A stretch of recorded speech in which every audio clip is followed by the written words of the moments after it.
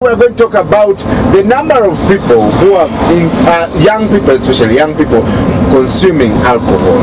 Twakasoma kati Uganda yakuze rekodi ndala. Of course, we are always making headlines the negative way. We are #1 in Africa and #8 in the world of alcohol consuming countries.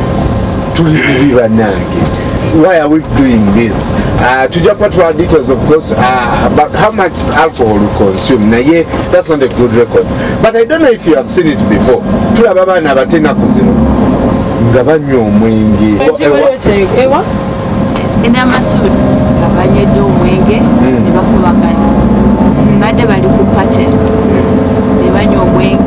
overconsumed, then they started fighting. And look at it, of course that was a news piece, but that is alarming. Church is a church. Uza church is abana batokati nakuzino. Ndaba nange nnyo. Yesu mwati omwenge kumfaanana. Wali abantu abanywa omwenge ne kumfaanana. Nyweredde waka sina gwe nkosezza. Yes sir. Tuza omwenge teguba muto. Yes sir. Oba government egambe nti omuntu size weight togenda kuduka kula mwenge. Size age. Mama bado tujemu fe. Togenda kula mwenge. But it's in abana bato, and when I say abana bato, I'm talking about Below 18. Yes, below 18. That's a child. 15. Numbers say young. Why do you think chivude kuchikubanga fe twakuliranga nga mwenye gwa abantu bakulu? Me, I think negligence yabazade. Yes. Like some parents don't take care of their children. That in the way nkolera ndi wa hardware.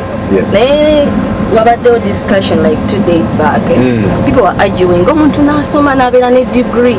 Naye nojja n'otunda hardware kati okusoma kugasaaki. So if a parent doesn't take care of education nabera nga takifaakwe kati abaana beba results ezijja.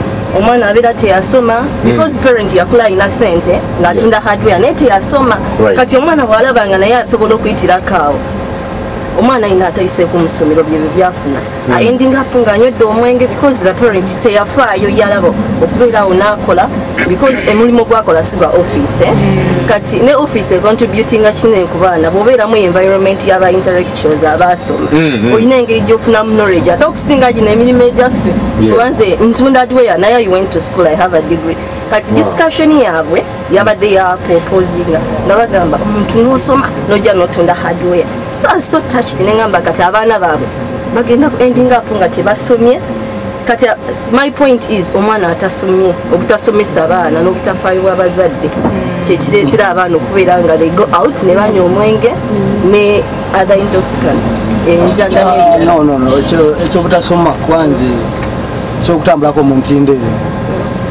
abaana abasinga okunywa omwenge bana basomye kusanga omwana nga ali mukafunda ali kufuuka oluzungu naye nga muliwaki wale kugamba otuna nti just a lot of freedom eri mu family maka gaba gasinga alaba tata wali tata alimu kunywa akakutoka tata tagaanye kugamba ending up avudde mu ssomero ali wasted naye nga asomye ngaina degree mu ntindo mu banja baliwo nera bwe banywa oluzungu luvaayo omusanga fo oluzungu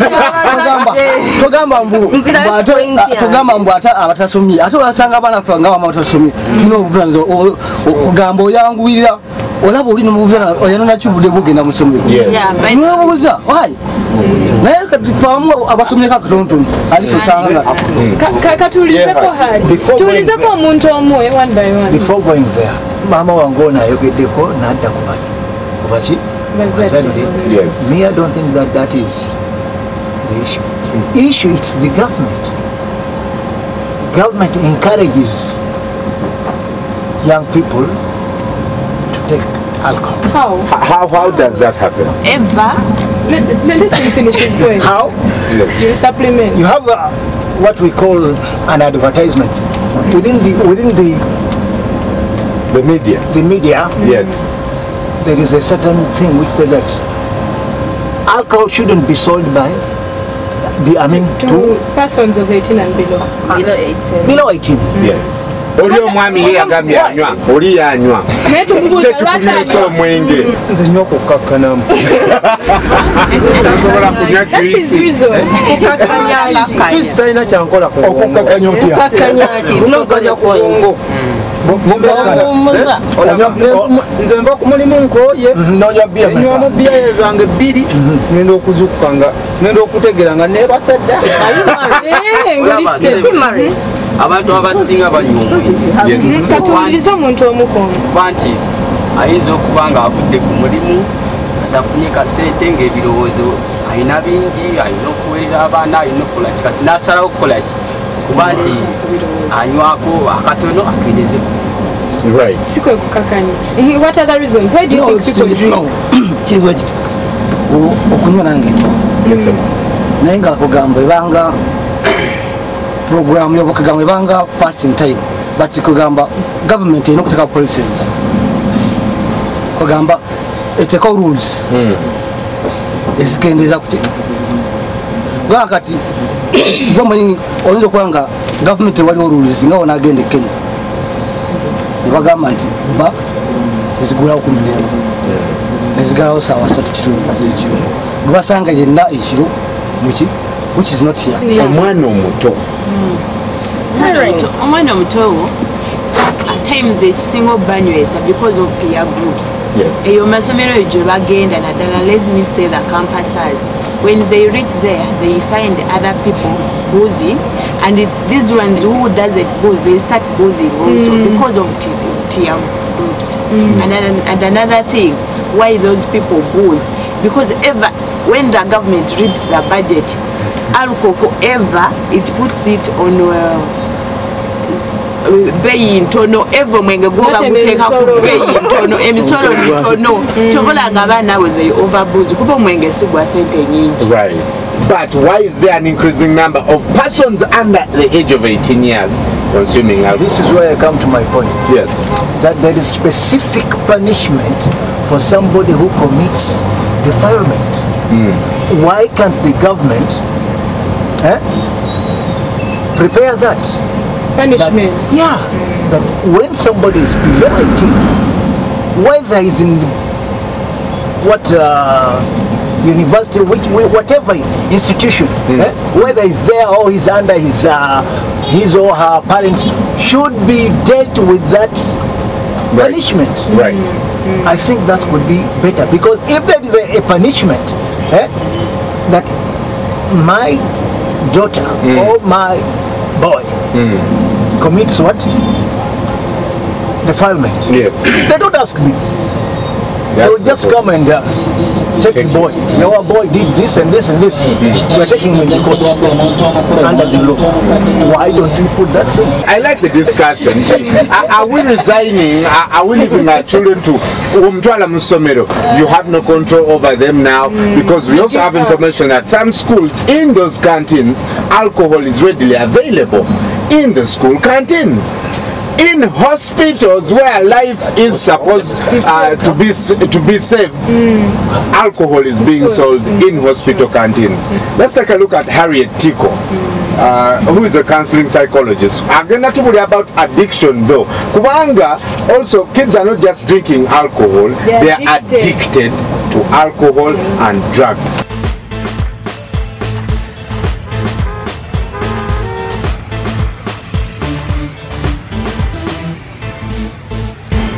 When we say addicts, it is general. You can be addicted to alcohol, therefore you qualify to be called an alcoholic. You can be addicted to marijuana, cocaine, heroin, or you can be addicted to sex, sometimes even food. There are people who are addicted to food. They either overdo it or don't eat. Particularly, not eating has a lot to do with the ladies when it comes to maintaining shape. Sometimes it goes to abnormal levels where someone only tries to, depend on dry racing. Yeah, so eventually it becomes a problem where you need to help them. Sometimes even people get addicted to gambling or shopping. Alcohol is a drug. Maybe that's what most people do not know. We since culturally it is acceptable, but it is a drug. Now when you take it in your body, just like any other chemical, it is the liver first of all to help your body break it down so that it's eliminated from it. Now a child of 6, 10, or even 18, or even 21, the body is just growing up, and organs are young, they're equally growing up. Then you are going to put these chemicals in the body. Initially, it is 1 bottle or 2 or 3, but time comes when now they're even using the hard liquor. I do not know if as parents we know the sources of this alcohol, because a small packet, which is going to cost a kid 500 shillings, is having 40% alcohol, and the liver is only able to eliminate 2 ounces per hour. So how much is remaining in the body in circulation? So what I'm trying to say, in the long run, the organs are going to be affected right from the lips. You see, because alcohol is acidic. So it will begin to burn this layer of the lips, and you can imagine the outer skin, if it can change color, what happens to the internal organs? So in the long run, they are going to have complications with internal organs, most especially the liver. It is very, very important we help our children to develop the resources that are necessary to enable them to develop resilience, to build character. One of them is having positive relationship with your children. If you have a positive relationship, your child is going to confide in you. You are going to be the #1 friend. Then you have to also train your children to deal with the emotions, particularly negative emotions, because there's no way life is always going to be, you know, on a clean sheet. There are ups and downs. Quick reactions, which are you getting? Abera role model w'omwana we. Kati if we go back to that point on gyagambye nti nze nywa, kati bw'obeera ng'onywa nga toyina abaana ewaka, that means bw'obeera role model bagenda kutwala what you do is what they're going to do. Yes. So defending a point y'omuzadde nti responsibility eba ya muzadde, because omuzadde bw'oba onywa, the way you behave, for example, bwembeera omuzadde engeri gyembehavingamu ewaka, omwana gyagenda okulaba era kyagenda okukola.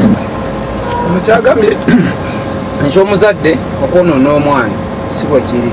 Nze nyinayo omwana wange nywa waali naye mugamba ekintu kimu, omwenge gw'abantu banki bakulu. Tukendezeza tutye reducing underage drinking, and when I talk about underage, it's 18 and below. Yes. To abaana. Yes. N'amabaala genyini. Yes, sir. Ende bateeka teriguza mwana ali under 18. Nawe aguziza omwana omwengo guno n'omusanga mu bbaala, poliisi ya gavumenti kagendeta assume ti giresi. Quickly, but oli muntu nina dduuka njagala kola ssente zange. Ndi kati waliwo poliisi egamba, waliwo poliisi egamba otunulira omwana, waliwo poliisi egamba nti naawe mwenyini wasanze omwana anywera mwenna mukoleki. Osobola ogaana omuguza. Nze ngana bapoliisi nofiirwa sente. Kati bwe ŋŋenda ku dduuka oli ayinza okutunira nangamba ndi mwana muto. Lwaki abantu tetukyakula? Ogenda mu sekendwe n'otunuulira akaana kasotya we kati kali mwesifo okawa emyaka emeka, bwe kajja ku dduuka onoogamba nti nkuma omwenge oba nkuwe. Simanyi, leeta sente nkuguze, genda gw'omanyi n'obulamu bwo ne bazadde bo. Kati nze ng'omusiraamu batugamba omuntu atunda alcohol amunywa n'alagiridde ewali amunywa mwenna mufuna ekibi. It's an offense. Kati nze we najja ekyo, so I conclude by saying batuyambeko government emitinge emyaka egigula omwenge.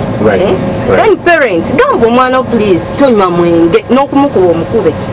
Ne places nga church n'emizikiti preaching against alcoholism. We asked you on Facebook, what do you think about underage drinking?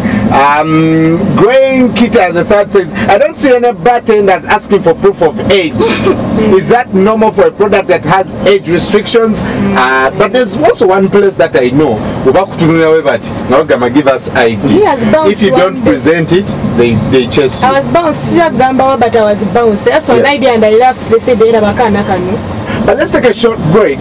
We'll be asking a question that traffic police has said we are going to be arresting drunk pedestrians. Because some people are danger to themselves. Yeah.